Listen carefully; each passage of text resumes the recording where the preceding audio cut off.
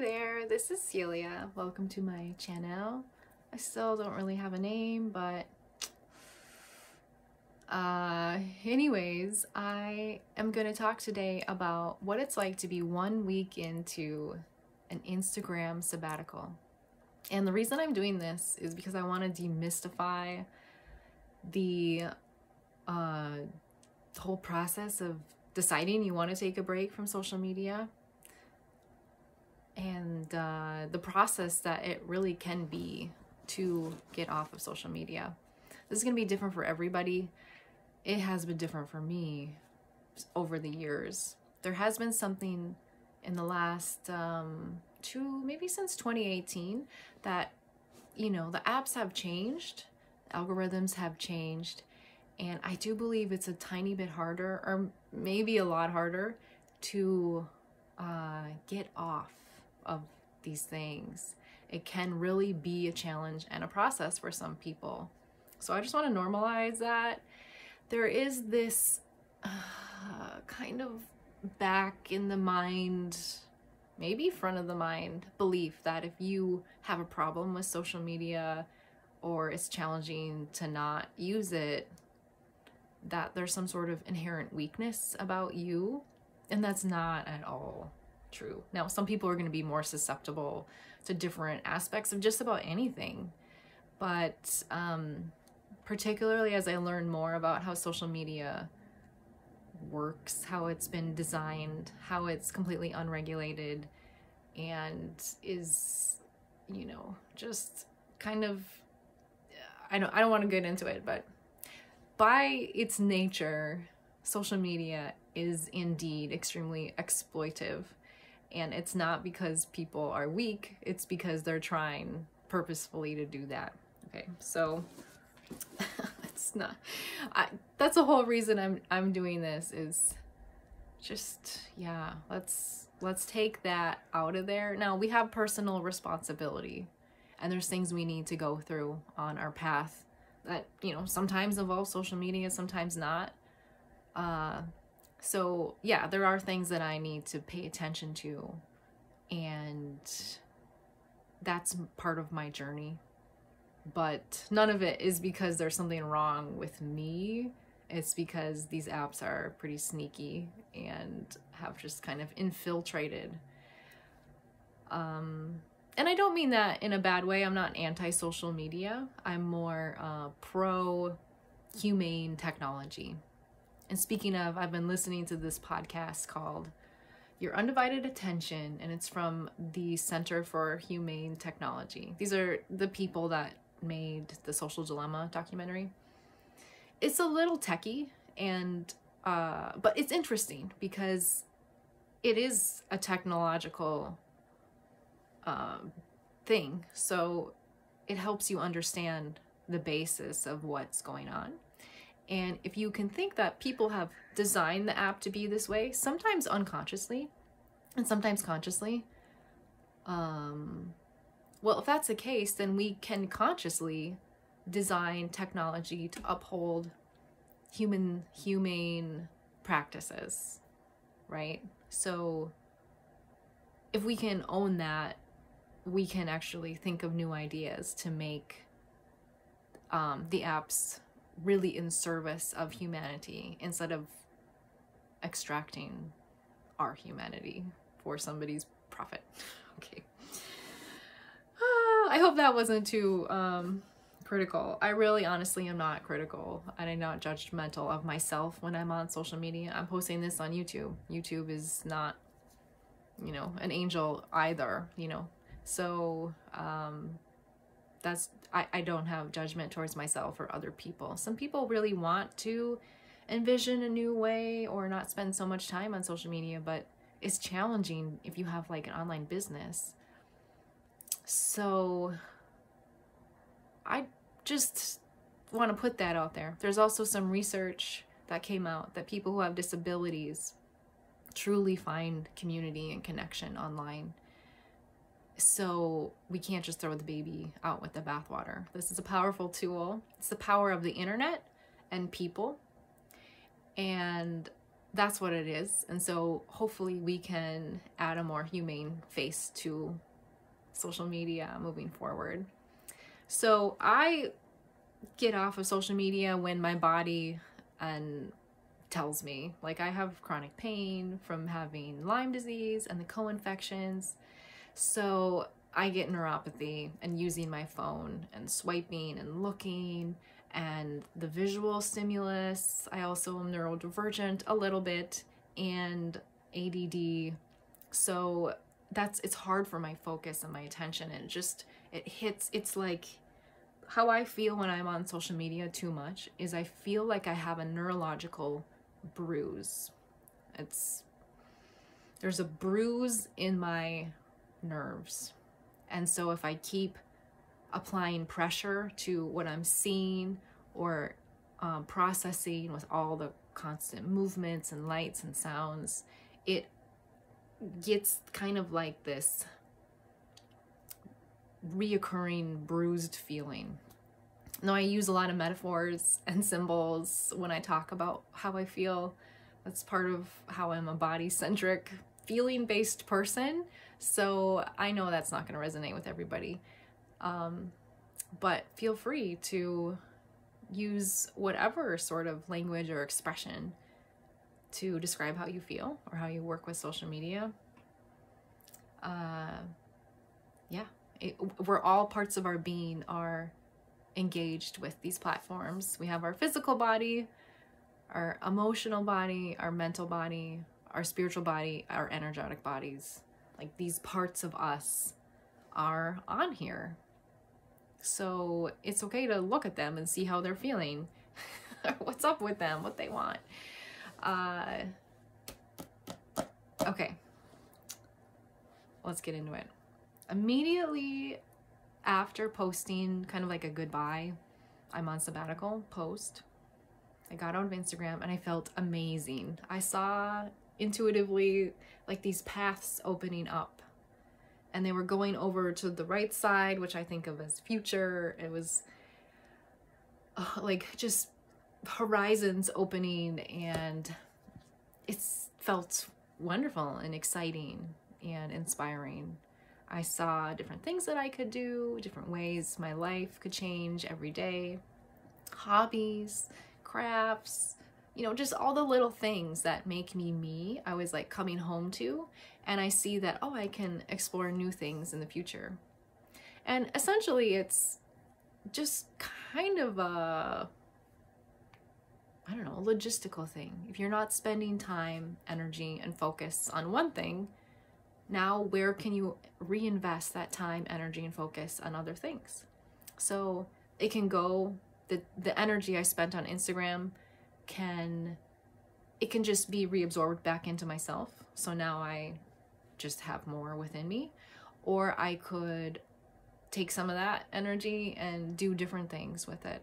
So that's what I was feeling. It was exciting and really inspiring. And I find that's pretty common. It is pretty elating to go ahead and do it, you know, make it real. And again, I found that to happen around this time too. The next day, however, I did not feel very excited anymore. In fact, I was really irritated in my brain because there was a post that I read, and I woke up in the morning and I wanted to comment on it. And I was like, no, I'm not on there anymore. I'm not doing that. I don't need to think about that. But the thing is I kept thinking about it. And it's part of stopping the habit of getting off of Instagram is I usually find for 3 days, and this is what happened this time around too. For 3 days, I had to remind myself, like, oh, I don't actually do that right now. I'm doing something else. And there's different ways to cope with that. What I had to do this time around was just let those feelings come up and those desires, acknowledge them, and just kind of wait for them to pass. You can redirect yourself. This is something I used to do in the past. I did not do it this time. I don't know why, it just didn't feel right. So things might not feel right for you at any time that I say here, now, anytime, whatever. Years ago, I used to sell things on Etsy. I had an Etsy shop, an online shop, and sold on Etsy. And sometimes I would take breaks from Etsy, not put my shop in vacation mode, but just like, I'm not gonna check my stats if I had any orders. I'm not gonna spend any time looking at this app for Friday, Saturday, Sunday. Friday night, you know, it's like, I can't get to it until Monday. I'm gonna have a weekend off, I would say to myself. And I would often find myself looking for my iPad, being like, I'm gonna check my stats. I'm like, no, I'm not. And at that time, what worked for me was to create something to say to myself or something to do, to be like, anytime I want to check my Etsy stats on my weekend off, I'm gonna train myself not to. And it was something really basic, like, I'm not checking my stats right now, and I trust that if I have any sales, I'll see them on Monday. Just like closure to that loop. And I have done that with Instagram breaks in the past. This time I didn't really feel that way. My intentionality with this break has been very low. Normally I'm very intention driven. So it's interesting to contrast how this time has been from other times. But you know what? My body said no, and I agreed, and so that's why I got off. I didn't have a clear directive of what I was going to do elsewhere. I just knew I had to get off. And I think that's the reality for a lot of people. So I'm going to share this kind of weird experience for me to not have that clear directionality. So yeah, for 3 days, I just kind of, in the back of my head, it kept coming up like, oh, I'm going to comment on this thing. No, I'm not doing that. So it's normal to feel this way, and it can be stressful for the body. I take a really gentle approach. I don't be punitive with myself. I don't be very forceful. I mean, sometimes I do push myself, but I think it's because I have kids. I know that it's not about like being an overarching authority to myself. It's more about finding a way to cope with uncomfortabilities. So if I wanted to log on and comment on that post, I really would have. I would have been like, I'm doing this anyways. I don't care. I know I said I was done. It's not about being perfect. At any time, you can always back out and try again. I don't think it's important to just barrel through. There are some times with some people, you know, we all have times in our life where you actually are like, no, I'm doing this. I said, I'm putting down the line. And that's sometimes what you need to do. So play that by ear, but as a general rule, we don't have to do that unless you really want to, okay? So, and also, you know, there's just evidence about like the more times you try to quit smoking, for instance, smoking cigarettes, the more likely you are to do it. So don't think that you're a failure for trying to quit 18 times. Every time that you try to quit, you're actually getting closer to quitting than if you didn't try. But we have this thing about, you know, we feel like we didn't meet our goal, but who knows if maybe you need to get back on. You decide that. But if I felt like I needed to get back on, I know that then I would then quit at a different time, and that would be fine. So I don't get too involved with making the timing really strict and regimented. Okay, so I just gotta put that out there. It's not about perfection or like pushing yourself too far, especially with younger people who have not had a whole life without social media. Cal Newport has talked about this in his book, Digital Minimalism. He, you know, has this kind of idea of getting rid of digital things for 30 days and then rebuilding it based on your values and what works for you intentionally, instead of just like, oh, this new app came out, this social media thing is, now I do this. Instead of getting into a habit of it, he is like, no, you know, take a break from it, focus on who you are, what you want, what your values are, what you want your day like, you know, what resonates with you, and then rebuild your digital life from there. Most of us haven't had that space to be that intentional, but he noticed that he's worked with a lot of people through this thing, like, you know, thousands of people. And for the older people who took breaks from social media and digital everything, he's about getting like games off of your phone, and it's just kind of disconnecting digitally. You know, I'm talking about social media, so I might mix the two up. But so older people who got off of their phone essentially had like a homecoming experience where they rediscovered things that they used to love, and picked up hobbies and reconnected to music, or all these little ways that we used to do stuff before phones kind of took it over. You know, like going to a coffee shop and reading the paper instead of just scrolling on your phone. Older people really loved it. It was invigorating to them. Younger people, many of them had, this is not an exaggeration, they had outright crisis because they didn't know what their hobbies were as well as the older people. Because in their teens, 20s, 30s, those older people, that's all they had. And so they're like, yeah, I like to play the guitar on the weekends. I like to hang out with friends and do XYZ. Those habits have already been established, but for younger people, they weren't really established, which is sad. But it was a rediscovery process that was really full of a lot of emptiness and fear and dread in some ways. So Cal Newport recommended that before young people, very young people, or heavy users of social media took a break, that they spend 30 days reconnecting with who they are, with their values, with their hobbies, what they like. Like, what colors do you like? What flowers do you like? What are these things about you?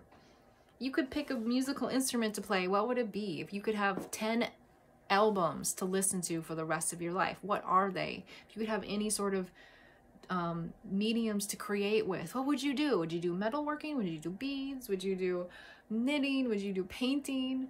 What are your favorite parks to go to? Where's your favorite hikes? What do you do on the weekend with your friends? What are your rituals? And these younger people didn't have them. So he recommended, again, I keep repeating myself, you know, to get in touch with those right away, because it was essentially an existential crisis for young people not to have their phone. So hey, I'm here to normalize if that's what you need to do and it's too much for you to get off. That's totally fine, okay? Like, let's not push ourselves to the brink of crisis if you don't have to.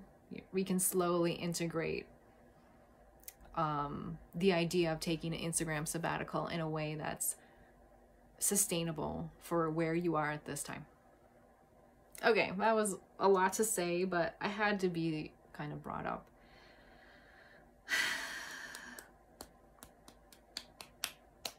Okay, so after the 3 days of that irritating need to check, which is, you know, cortisol wants you to finish out what's on top of mind and wants you to finish that. And if you don't finish it, it pushes you to try to finish it. So it is stress hormone induced, and it can be challenging for the body. That fizzled out after 3 days. And then from day 3, 4, 5, this interesting thing came up that I never had to do before quite this way. And that was, I started to feel a lot of shame and guilt, embarrassment, about all the things that I said and did and the way that I acted. Just all these, like, the way that I was online that was not my best self. I suddenly was confronted with those. The ghost of internet use past came up, and I was like, oh shit, I said those bad things. I totally was wrong with this. I offended that person. Like, oh, I can't, you know, I had to spend some time with forgiving myself. Now, some of it, a few of them was, you know, people, I could tell that there was an issue that I was a part of, but the vast majority of it was things that I put on myself when I was unregulated, when I was in a high ADD mode or in a high pain mode or high brain fog mode. And it was like, hey, you're not operating at your best. Like, don't get down at yourself. You're doing the best that you can. And yes, I need to learn from how I act towards other people. That's true. And towards myself. But I'm not going to spend excess time shaming myself or feeling bad about it. I really had to address that embarrassment and forgive myself for that. Never quite had to do this getting offline before. I wonder if it has to do with spending more and more time off of Instagram. Like I don't know, did I say this in here? When I get back on, after taking like a 4-month break, it feels more alien to me, and I find myself kind of shocked, and I'm not used to the platform. And sometimes that throws me for a loop, and I don't flow very nicely. I don't always say the right things or have the right behavior. And then later I feel bad about it. You know, a lot of this is just my own stuff that I need to work on. I'm constantly working on self-esteem and self-worth. And so that kind of came around. I just became more self-aware. And self-aware is good, but then I get into the self-conscious zone and then internalize guilt and shame and embarrassment and low worth. And that is what I needed to address. Now, while I was doing that, I also was like, oh, there are other, now that I'm doing forgiveness for these 3 days, I found that once the forgiveness started to flow, and my heart was open doing that, and I was getting used to saying the words like, yes, I know that I harmed someone. I know that I harmed myself. I know that I'm embarrassed, whatever it was. But I forgive myself. You know, I would say that. And now I'm like, oh, you know, I'm going to take this opportunity to forgive other people and situations, life experiences, whatever. You know, even random things like accounts that don't even have a person that I somehow felt slighted by because I was probably sleep deprived and had too much coffee and was unregulated. Like, why am I like, even though I know that wasn't warranted for me to feel like put down by something that was completely impersonal, I still did. And so I was like, okay, all grudges come out. Now I can't just automatically like, poof, get rid of all interpersonal issues, you know. If only it were so easy to be like, I just forgive everyone and now magically it's forgiven.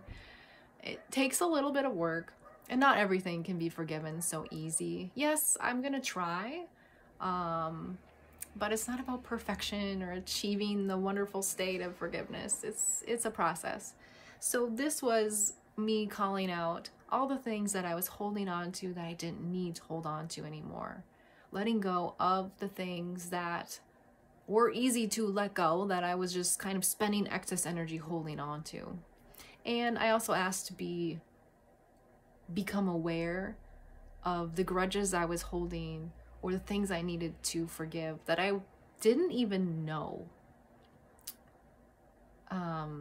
And that was an interesting process. I was like, God, I keep thinking about this. I'm overanalyzing this. I'm imagining counter arguments to some sort of random post on Instagram that like it wasn't even to do with me. It was nothing personal. But I think that this might be me having anger and a grudge and wanting to respond critically to them. And so I just had to figure all that out. And yeah, so that was interesting. I really had to resolve what was weighing on my heart from the last 2.5, 3 months being on Instagram. Mostly about my behavior and then also what I was holding on to. So that was an interesting process to be in. It does not feel comfortable for me to be in forgiveness. It's like a heaviness. Forgiveness is not easy. If it was, we would do it. I feel like forgiveness is actually pretty challenging. But since it came up, I decided to do the best I could in working with that energy. So after that was kind of cleared out, God, that was really, really hard, because it really kind of came down to this low self-esteem and low worth. And like, you know, it comes to this core personal issue that I have off of Instagram. It's not only because of that app. Of like, you know, people don't like me, or I'm afraid people are going to judge me. So I had to kind of come into like these shadows and pains that I carry and be like, oh God, I'm here. I'm game to do this, but it's hard and it doesn't feel right. And how am I gonna like go throughout my day with this weighing on me? But I did the best that I could, and tried to regulate as well as I could with taking my medicines and different things. So self-care is important during these processes. A lot of herbal nervings can be helpful. Rests, breaks, walks, if I can. Yeah. Okay. After that was kind of clear. This is around day 6, day 7, you know, almost to the week part. What I found was a lot of anger and frustration. And it was about like, why do I spend my time on this? What were my intentions? Did I meet those intentions? Do I even have intentions about going on there? And I kind of did. So I revisited some of them. And it was like, I'm failing at this. This is not fun. I spent a lot of energy on here. And what do I get in return? So I had a lot of frustration at that point. And after working through that for a while, and venting a lot, what I came up against was like, you know, I go on social media, I go on Instagram to connect with people because I like to see what other people are doing. Sometimes I take their classes or listen to their videos, and I love that connection. But overall, being on social media makes me feel more lonely. Now this is for another video, but you know, that's pretty common to feel lonely on Instagram, social media. You remember that study I mentioned that people with disabilities actually have a sense of community and connection? That's wonderful, and I think that's a potential for many of us, if not all of us, to have that as an inherent part of the beauty of technology. But as it stands currently, overall, the rest of people who are not disabled are probably not going to get their social needs, their needs for connection met online. And it's a hard thing to bring up because I still really appreciate so many people that I meet and see and follow online, and I gain a lot from them. I mean, my life has been changed for sure by what I've learned from people on Instagram and how they inspire me and uplift me. So that is a beautiful thing. But when it comes down to it, there still is a gaping hole in my life that I need to be more connected with people in 3D. So that's just my needs. It's going to be different for everybody. Of course, everybody needs connection, and loneliness is an epidemic and probably a root of all, not all, but you know, we're social creatures. We need each other. We need attachment when we're young. And we need support systems as our brain is developing, and we need them throughout the rest of our life, I think for survival even. So we're lacking that. It is a need that needs to be addressed. And reflecting on my time on social media showed me how those needs were not being met. And it brought up then, about a week out of social media, about yet again how I went on there for connection and I didn't get it. Now I get some, like I said, but I'm mostly not feeling that. So that was interesting to note. And, you know, I'm working on that in other ways. But I want to bring that up because that comes up every time I take a break from Instagram. Was like, was I just tricking myself into thinking that I had connection? Because things are just so different in the online world. An online friend is different than a real friend. Now, you can absolutely have online friends who are real friends. No doubt about it. Babies are born every day to people who met online. The world, we're using this as a tool for connection. But overall, for me and for other people, I just have to look at that and deal with the kind of disappointment and sadness and grief that comes from that need not being met like I really hoped it would be. All right, so after feeling super lonely and coming to terms with that yet again, because I did not have Instagram to distract me from the fact that I was indeed lonely in my real life. Now, I'm an introvert.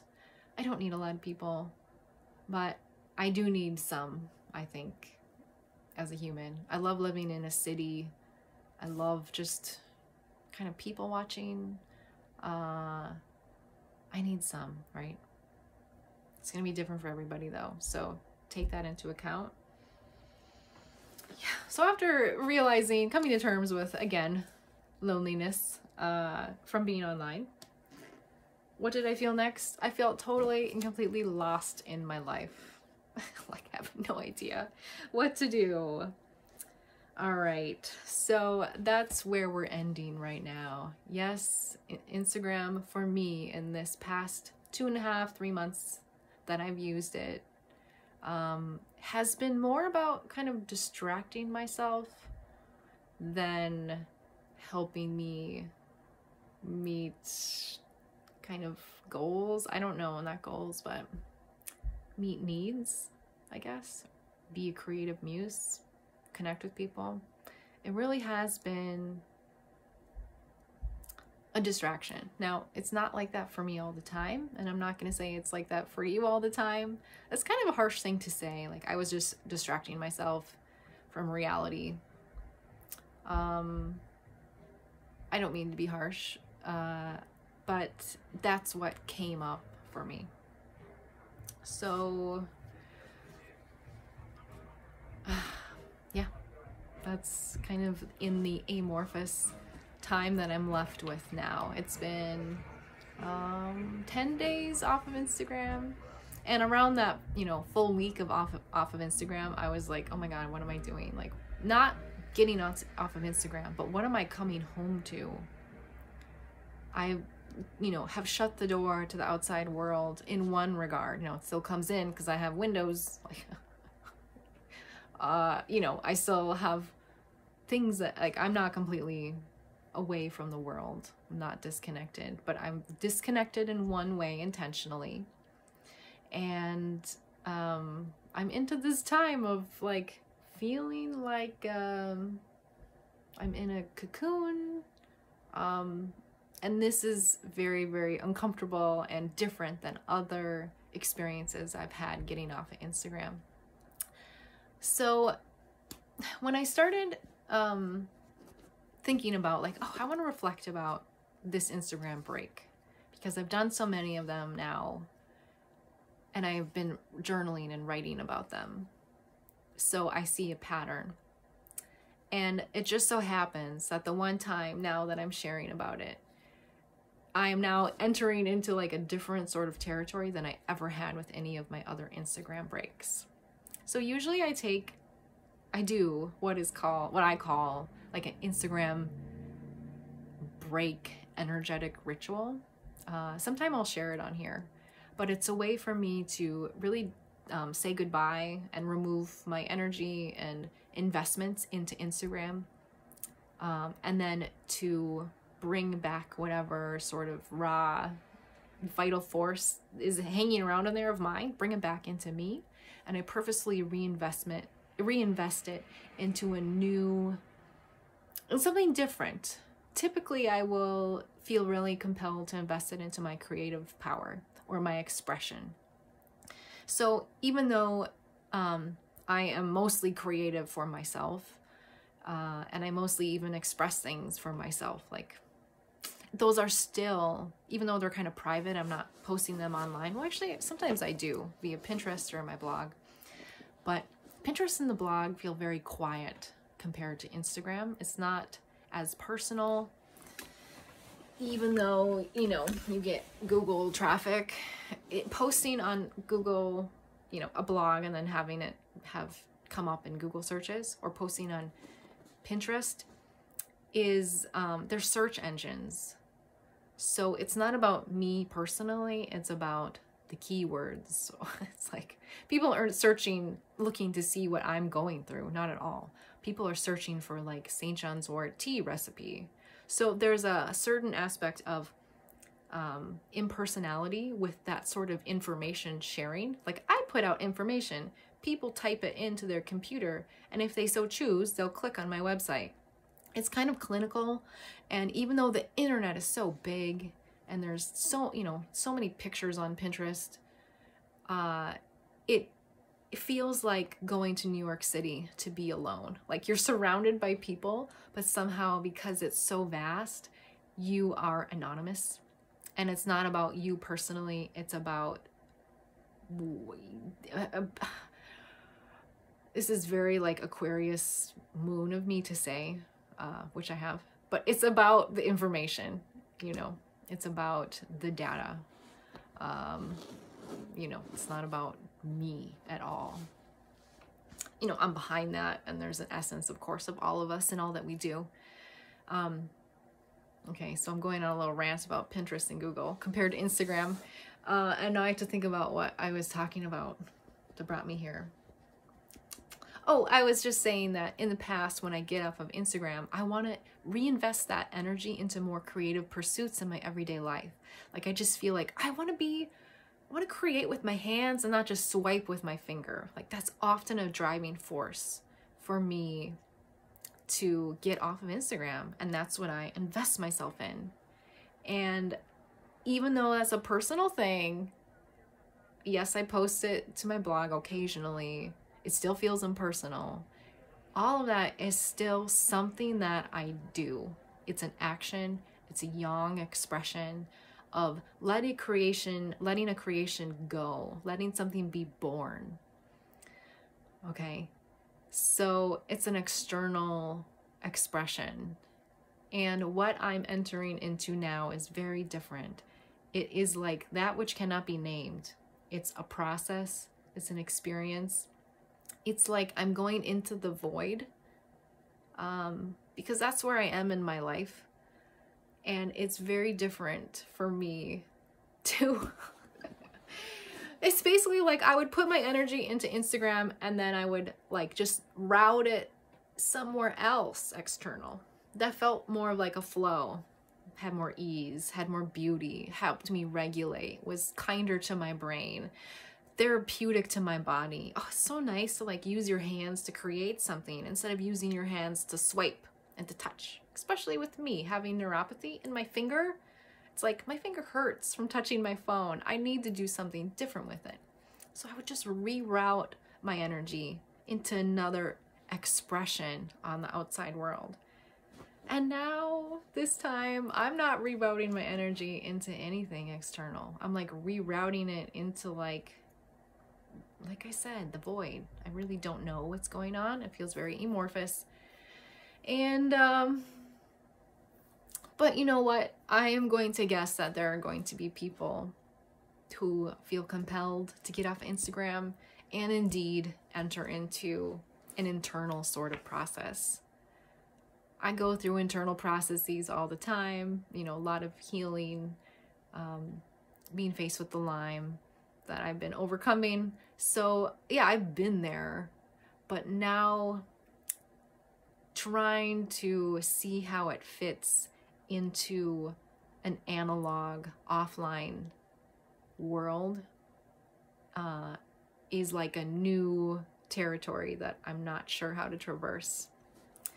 The whole reason I'm bringing this up is because I think that there is a small element of getting off of Instagram or social media for, you know, a while and having that same feeling. Like, I don't know what's here for me.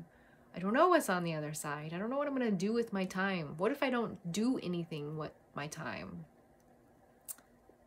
There's just a sense of unknown. So that's the whole point of that little spiel about where I am at this point in time. It's like, yeah, it's gonna feel unknown, and I think that's okay. But for me personally, I feel very uncomfortable in that time. It's uncomfortable to be through a birth process. It's like, ugh. You know, I imagine it's uncomfortable to be stuck in like a little hexagonal beeswax cell if you're becoming a tiny bee and then going through metamorphosis and coming out. You just have to kind of dissolve into the process. So that is what I'm leaving you with today. I wish I could be more direct and succinct and lay it all out, but for this time that I'm taking a break, it's not that way for me. It's very unknown, and I just have to be there for myself. And wherever you are in your process, whether you're just gonna invest your energy into another passion or create something externally, or whether you're going inwards to do deep healing that you're not sure how long it's gonna take, what's there for you, why you're even doing it, but you know you have to. Wherever you are in that spectrum, maybe you're in a totally different spectrum. It's all good. Like, we just gotta embrace it and take it day by day, week by week, month by month. So wherever you are in your journey, I hope you're doing well. Thanks for hanging out with me today. Okay, take care. Bye.